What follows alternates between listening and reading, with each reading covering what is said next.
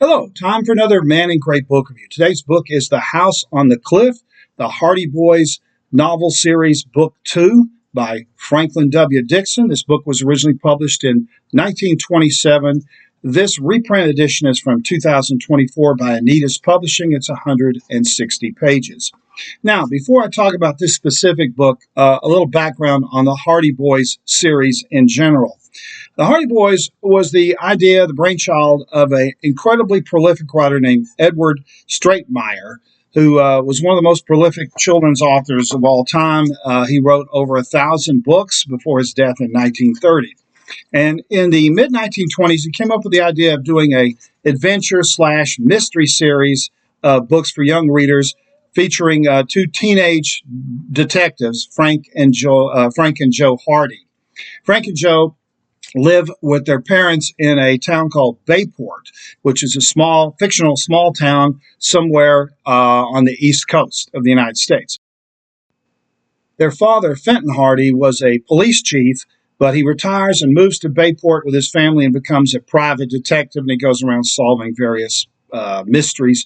In some of these books, Frank and Joe help out their father investigating a crime or a mystery. But in this case, they stumble onto a mystery themselves, and their father gets involved later on. Now, these books were originally published. The first four set of the Hardy Boys books were published in 1927, and they were an instant success. And they became so successful that a few years later, Stratemeyer decided to come up with a girl detective, female detective, teenager, and that was Nancy Drew. So he was responsible for both the Hardy Boys and Nancy Drew books, both of which are still in print today. Now, Stratemeyer kind of pioneered the technique that a lot of these children's or kids' books have today, in that he created the characters and he wrote an outline for the plot of the novel, but he didn't actually write the Hardy Boys novels themselves. He farmed that out to a series of ghostwriters. The first several Hardy Boys books, I think 19 of the early Hardy Boys books, were written by a guy named Leslie McFarlane, a Canadian writer who was paid somewhere between $85 and $100 for each one of the Hardy Boys books that he cranked out. And he didn't get any royalties from them. So he really lost out on a lot of money when these books became huge successes. But by the late 20s, early 30s, it was the Great Depression, and he was hard up for money, and he was willing to crank these books out for a flat fee. And he, in later years, didn't express any bitterness over not getting any royalties. He said, I needed the money, and I was happy to write them. But he didn't take them very seriously. So Stratemeyer basically created the characters and wrote out an outline, and then a ghostwriter like Leslie McFarlane actually wrote the books. Now, if this sounds familiar, this is the same technique that James Patterson does now. Patterson also puts his name on a book, but he doesn't actually write the book. He creates characters and writes out a detailed outline, usually somewhere around 20 pages, and then he hands it off to some ghostwriter who writes the actual book. And he usually gives credit to the other writer, but his name is always the big name, but he doesn't actually write the book. Now, so these books were very successful. But starting in 1959 and running through the 1970s, the first 40 or so volumes of the Hardy Boys books were rewritten. And they hired a different set of ghostwriters to revise the books, and those are the ones that you find in bookstores today. Now, they were rewritten for two reasons. One, to modernize the characters a little bit. In the original book, Frank Hardy is 18 and Joe is 16. When the revised version came out, they make them a couple of years younger. They also got rid of the racist language that appears in some of these books. And you have to remember these books date from the late 20s, early 1930s. And this, I should warn you, in this book, The House on the Cliff, one of the Hardy Boys uses the N-word once in passing, and then later in the book, he uses a racial slur for Chinese people. Now, I'm not apologizing for that. I'm not saying that's good. It's terrible. But it was common in the 1920s for these kind of racial terms and stereotypes to be used. Ernest Hemingway used the N-word in some of his boxing stories. So it's not that unusual if you read books from the 20s and 30s to run across some racist stereotypes and language. So they scrubbed all that out of the books when they revised them, but they did more than that. Depending on who the ghostwriter was to do the revisions, sometimes the changes in these Hardy Boy books were just superficial. They modernized the characters a little bit and stuff. And they also, most of the books were shorter. The revised versions are sometimes substantially shorter than the original versions. But some of the ghostwriters also substantially rewrote the book, and that's the case here. If you read this book as a kid in the revised version, which most people have, it's a completely different novel than the original version. The characters are the same, but the plot is quite different. It still involves smugglers, as we'll see in a minute. But as I tell you a little bit about the plot of this book, you'll if you remember the book, if you read it, the plot's very different. So the revised versions are sometimes so different that they bear little resemblance to the original novel, and that's really the case here. The original version and the version that you see in bookstores are really two different novels, even though they have the same characters. Okay, so now giving you a little bit of background about the Hardy Boys, we'll talk a little bit about this particular book. As I mentioned at the beginning, this is the second volume in the series, so it's early on. Frank and Joe and three of their friends are on motorcycles, and they're driving out in the country. They're about 3 or 4 miles away from their hometown of Bridgeport. It's a weekend, so they're trying to do something for fun. And they decide to go investigate this abandoned mansion that's up on a cliff several miles out of town. It's supposedly a haunted house. A few years before, the owner of the house, who was a wealthy miser, was murdered. He was shot to death, and the killer was never found. And after that, the house was left abandoned. So they go up there, and their friends are really leery about going into the house, but it starts raining. A big storm breaks out, so they stash their motorcycles in a shed, and then they run into the house to get out of the rain. But while they're in there, part of the plaster ceiling collapses on them, and they hear somebody screaming. And so they all get terrified, and they run out of the house back to the shed. And Frank and Joe want to go back and investigate, see what's going on. But the others are convinced there's a ghost in there, and so they don't want to go back. So they all decide to leave. And they get a few miles down the road after the rain stops, and then one of the Hardy Boys' motorcycles breaks down. And when he opens up his toolkit, all the tools have been stolen. And both Frank and Joe's tools have been stolen, but one of the other friends still has some tools, and so they're able to repair the motorcycle, and they decide to go back to the town. The three friends take a different route, and so Frank and Joe go back along the ocean, and that's the seaside, and that's when the plot really gets going.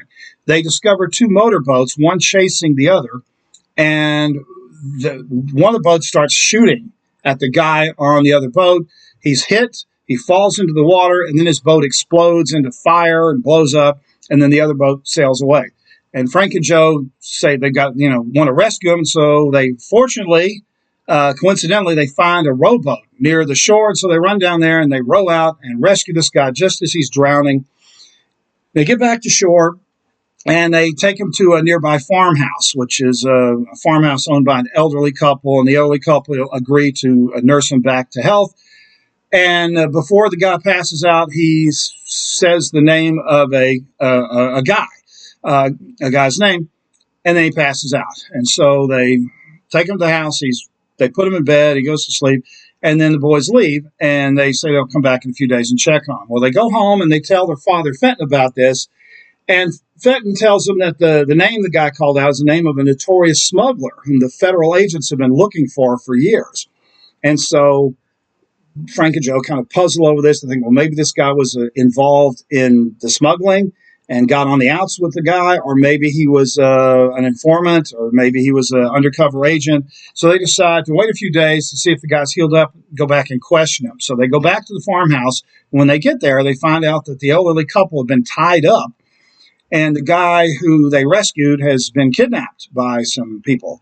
And so they decide to go back to the mansion and try to see what happened. But when they get there, they find to their surprise that the mansion is no longer abandoned. It's been, the boarded up windows have been replaced, and there's a couple there. And when they get there, the couple are not happy to see them.